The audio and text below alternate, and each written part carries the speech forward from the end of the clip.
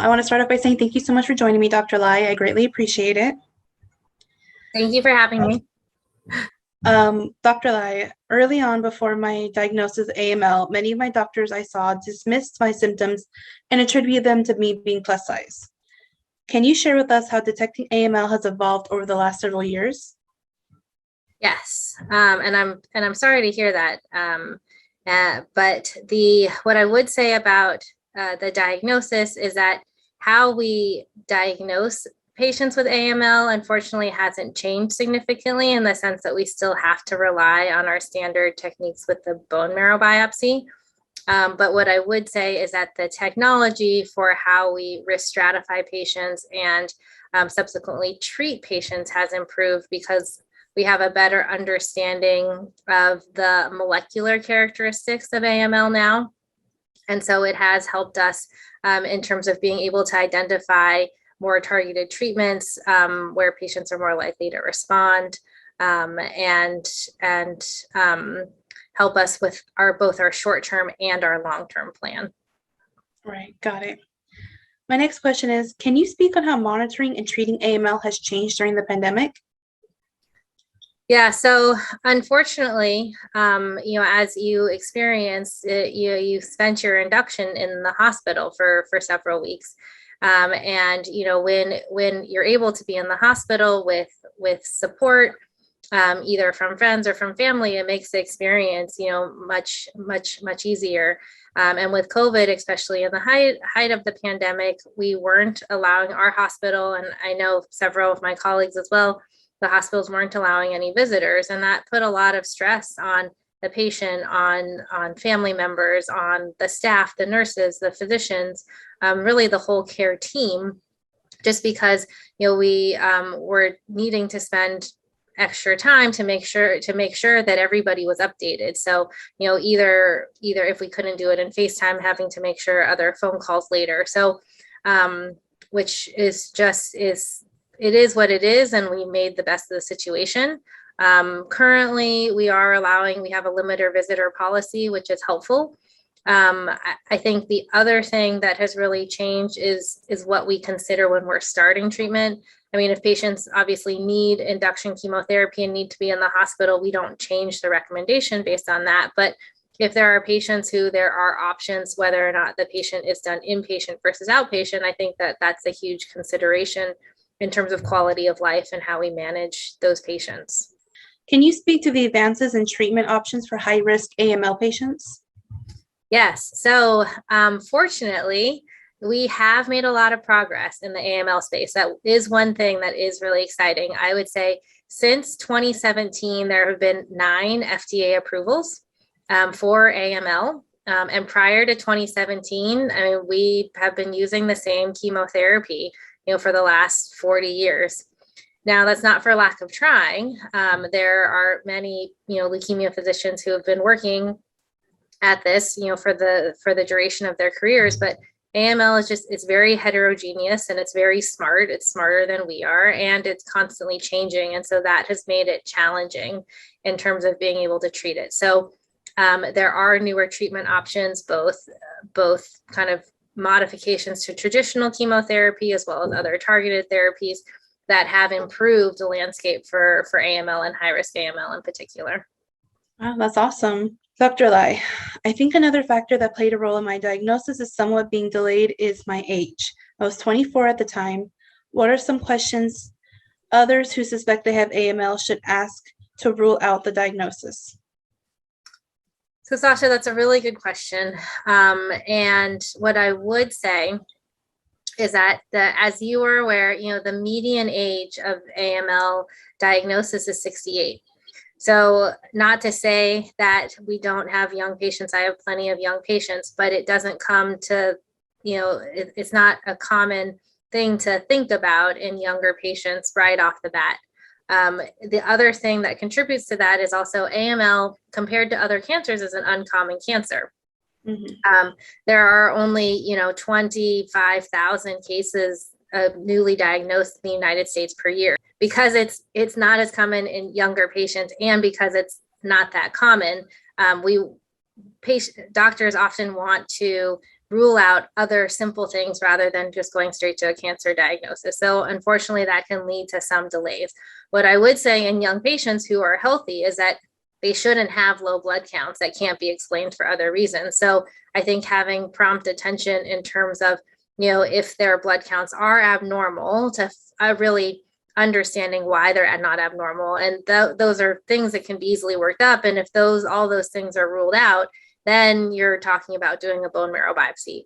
I don't like to do procedures for unnecessary reasons, but it's one of those things that you can also, I think if you have a physician who is astute and is thinking about that you can get to a diagnosis pretty quickly.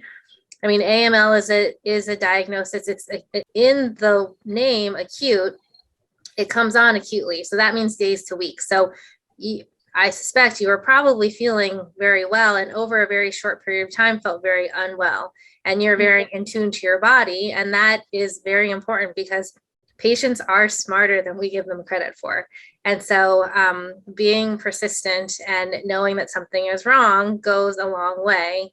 Again, I'm sorry that you had to deal with that. And I'm glad that they finally made the right diagnosis. But I think just awareness and education, while it is, an uncommon disease, I think having, there's a larger burden and strain that happens on younger patients because, you haven't been working for the majority of your life, and it takes a huge toll on what your potential is, both as, a person, but economically and all sorts of things. So it's a huge problem. So again, I was diagnosed at 24. Does prognosis of AML vary by age?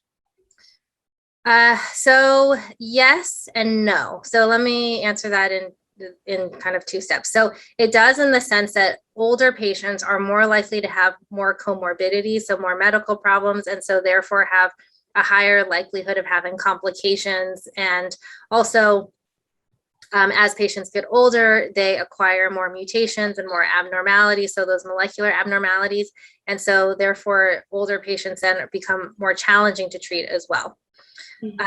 What I would say, though, is that we typically risk stratify based on molecular factors. So the different mutations somebody has, and the age and the comorbidities don't necessarily play into that role of risk stratification. So, for example, whether or not you're receiving a transplant or not. Age is a factor if you're kind of in that middle risk category, the intermediate risk category.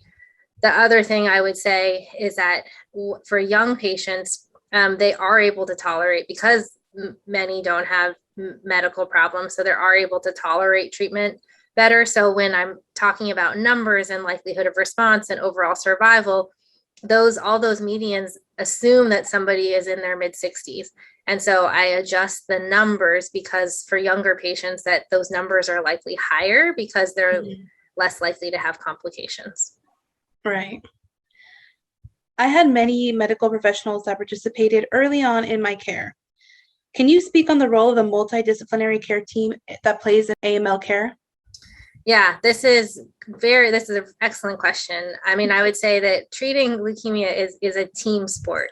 Everybody has their role, and it's not just one person. And this is part of why I love treating leukemia patients, is that we're able to engage, multiple players. Everybody is good at their particular thing. And so one analogy is that, we're kind of like a baseball team, is that, you want everybody to be able to do their own, have their own position. So what is standard for our center is that, we have the leukemia physician. There's a specific leukemia nurse. We engage our social worker very early on, and also our cancer nutritionist and physical therapy and occupational therapy. So we all work together, at different parts of the treatment journey to make sure the patient is getting everything that they need, and the whole person is being taken care of. AML patients, just like anyone else, want to live a very long time. Are AML patients at risk for secondary cancers, and are there any studies that speak on this? Yeah, so I would say everything has its risks and benefits. So, at the time of diagnosis, you need the chemotherapy in order to get into remission. And then if you need the transplant, whether or not you're getting radiation, and then further, some treatment, some chemotherapy before the transplant. So that's not without risk. So especially in a young patient, for example, in your particular case, you're at risk for secondary, treatment-related MDS and other, other bone marrow related disorders that could occur. Most patients who are in their 60s who, if they live long enough would be at risk, but most of those patients, will die of something else before you have that opportunity. As a young patient, the other thing to be aware of, especially with, given that you've had transplant, is that the increased risk of cardiovascular effects, as well as, making sure in patients who have had, whole body radiation, other effects in terms of their thyroid, lung function, and then screening earlier for other cancers. In terms of looking at studies, we know that these risks are slightly increased and that monitoring starts a lot sooner, especially in young patients. So I think just being aware of what you need to do. We also have a survivorship clinic, which I think is really important to help understand, what your risks are. Because, once your leukemia is in remission, we don't want you to develop other medical problems. So it's important just for patients to be educated so that they know how to take care of their body, at each stage of their journey. Alrighty. After going a bone marrow transplant 3 years later, I'm still dealing with graft versus host disease, or GVHD. But there are other obstacles that I'm also facing. Does GVHD ever truly go away, or is it something that I'm gonna have to learn to live with? Yeah, I wish I had a magic answer for you. Our data is that it gives us guidance for each patient, but then also each patient is an individual, and how they respond to different medications and the nuances of that is it can be different. So what I would say is that there are patients who, have chronic GVHD for years, and it can eventually go away. And in some patients, they deal with it, for a lifetime. You're young enough, and I'm hopeful enough that, at some point it will improve and get better. So I would be, cautiously optimistic that things will improve. I'm trying my best. It's hard. Yes, it's very hard. Yeah. My care team suggested a clinical trial for a new drug focusing on improving my lung function. Fortunately, my lungs improved on their own. Dr. Lai, not every AML patient is offered clinical trial as a care option. What advice do you have for AML patients who are seeking clinical trial, and what's the best way to locate one? Yeah, so this is a huge area of unmet need. I would say in general across all oncology trials, and I think less than 10% of the patient population is on trials. There's a lot of stigma around clinical trials, and are you getting a drug that we don't know it's going to work? Am I being tested? In oncology, I would say for the most part, we try to make trials where you're being measured to the standard. So you're getting the standard plus, or we're trying not to, just in terms of doing what's best for the patient. In general, I don't offer trials to patients where I don't think that there's scientifically a rationale for those drugs. But to answer your question, the best place to look is on clinicaltrials.gov. That's cumbersome. If you don't know what you're looking for, it can give you a lot of kind of unnecessary information. There are a lot of other resources out there. The Leukemia and Lymphoma Society is a great resource. I know that they have either online or people that you can talk to in terms of helping, direct specific clinical trials. I know depending on where you live in the country, there are other local chapters, oncology chapters that we have that can help patients find and have access to clinical trials. And then I think the biggest thing is just, if a patient is with the community oncologist, having, enough education to say, can I have a referral to an academic institution where they can ask those questions and get that information. And local community oncologists are fantastic, but they see everything. They see breast cancer, they see lung cancer, where, academic centers were specialized, where all I see is, leukemia and MDS, kind of acute leukemias. So it's just a different set of knowledge. My next question is, I've had one telemedicine visit via my online portal. Is the role of a telemedicine in AML care becoming more important? Yes. So what I would say, this is my personal opinion, but in my opinion, that medicine compared to other industries tends to be a little bit farther behind. We're not as quick to adapt, the newest technology. Mm-hmm. Where COVID has helped, I think, is at least in my practice, is help utilize telehealth in the sense that there was a period of time where I was seeing fewer patients, and then it really picked up because, especially for patients who have a local oncologist but want a second opinion, the telehealth really offers that. They don't have to travel 2 hours to come see me to get that opinion. So what I would say is that it cannot replace the physical exam. It can't replace, a face-to-face discussion when you're really talking about new diagnosis and therapy, because I really do think that should be in person.